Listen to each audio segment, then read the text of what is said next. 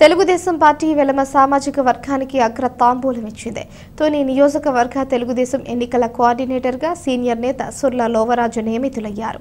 విద్యార్థి దశ నుంచే నాయకత్వ లక్షణాలను పుణికిపుచ్చుకున్న లోవరాజు 1989లో తెలుగుదేశం పార్టీలో క్రియాశీలక సభ్యత్వాన్ని స్వీకరించారు. కొలత జెడ్పీటీసీ సభ్యుడిగా, ఆ తర్వాత తాండవ షుగర్స్ చైర్మన్గా ఎన్నికయ్యారు. టీడీపీ పొలిట్ బ్యూరో సభ్యుడు యనమల రామకృష్ణుడికి వీర విధేయుడిగా తెలుగుదేశం పార్టీలో క్రమశిక్షణ కార్యకర్తల నుంచి నాయకుడిగా ఎదిగారు. ఆది నుంచి యనమల రామకృష్ణుడు యలమ సామాజిక వర్గానికి సముచిత స్థానం ఇస్తూనే వచ్చారు. తాజాగా తెలుగుదేశం, జనసేన, బీజేపీ ఉమ్మడి అభ్యర్థిగా యనమల దివ్య పోటీ చేస్తున్నందున ఎన్నికల బాధ్యతలను అధిష్టానం లావరాజుకు అప్పగించింది.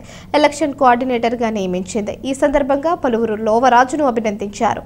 అందరినీ సమన్వయంతో ఎన్నికల కురుక్షేత్రంలోకి దింపి యనమల దివ్యను భారీ మెజారిటీతో గెలిపించి చంద్రబాబు యనమలకు గిఫ్ట్గా అందిస్తామని లోవరాజు చెప్పారు.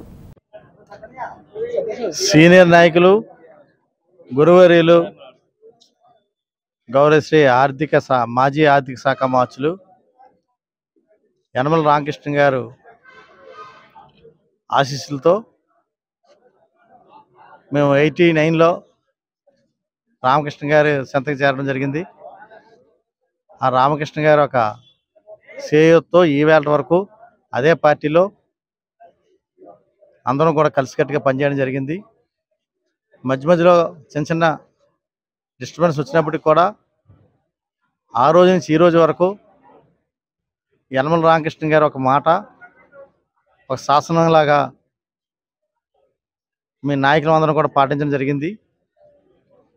అందులో భాగంగా ఆ యనమల రామకృష్ణ గారి ఆశీస్సులతో గతంలో జడ్పీటీసీ, అలాగే షుగర్ ఫ్యాక్టరీ చైర్మన్, అలాగే పార్టీలో వివిధ రకాల పదవులు రావడానికి కారణం.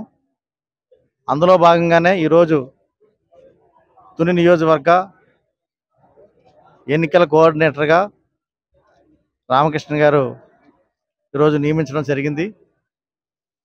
రామకృష్ణ గారికి ఎప్పుడు కూడా మేము అందరం కూడా కృతజ్ఞతగా ఉంటాం. అదేవిధంగా చంద్రబాబు నాయుడు గారికి, పార్టీ అధ్యక్షులు అచ్చెన్నాయుడు గారికి కూడా నా హృదయపూర్వక నమస్కారాలు తెలియజేస్తాను.